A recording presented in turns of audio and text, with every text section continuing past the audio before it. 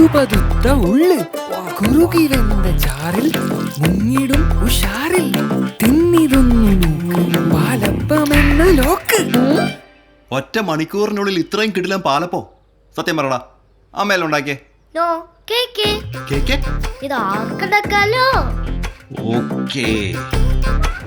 KK foods പാലപ്പപ്പൊടി.